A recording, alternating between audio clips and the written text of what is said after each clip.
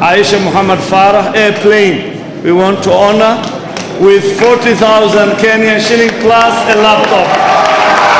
munaasabad ballaaran oo lagu abaalmarinaya ardaydii ka galay kaalimaha sare dugsiyada sare ee Ansaaru Sunna Trust ee dalkan Kenya ayaa maanta lagu qabtay hoolka weyn Ali Muslim Club ee magaalada Nairobi.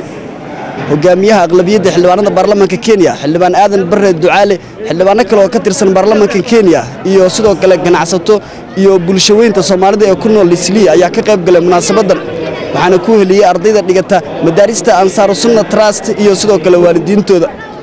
ardayda ayaa kaalimaha sare ka galay imtixaanaadka dugsiyada sare ee ugu dambeeyay 2014 ee dalka Kenya waxaana ugu dambeyntii gabadha kaalinta koowaad gashay Aisha Muhammad Farah la guddoonsiiyay lacago abaalmarin ah iyo sidoo kale laptop iyadoo xildhibaanka Aadan Barre Ducaale uu ugu deeqay in ay dhigato mid ka mid ah jaamacadaha dalka Kenya.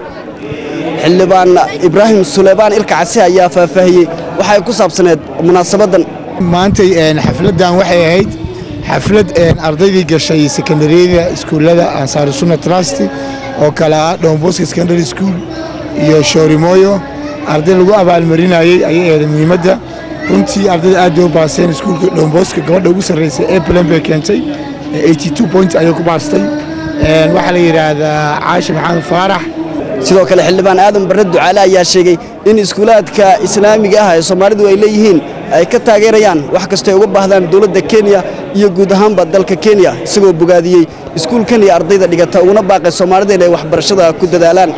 Sheekh Cabdirasaaqna waxaan leenahay waxaad nooga baahato ama dawlad ama shacab ama garab istaagnahay carruurta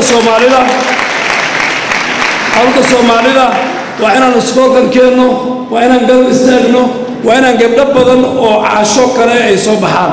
farxad gooni ah aniga dhinacayga ahaan Xaaji Maxamed ahaan waa iska faraxsanahay sida aad la socoteen maadaama gabadhayda Aisha Maxamed Farah ay baleen wax la yiraahdo ay mudatay oo ay shaqaysatay hadde gulba meel kasta idin taale hadde gabadhayda dawladda Kenya jaamacad way siisay sida aad arkayseen our majority leader in Kenya Aadan Barre Ducaale wuxuu ogolaaday in gabadhan ay jaamacadda University Nairobi Medicine ay ka bilowdo.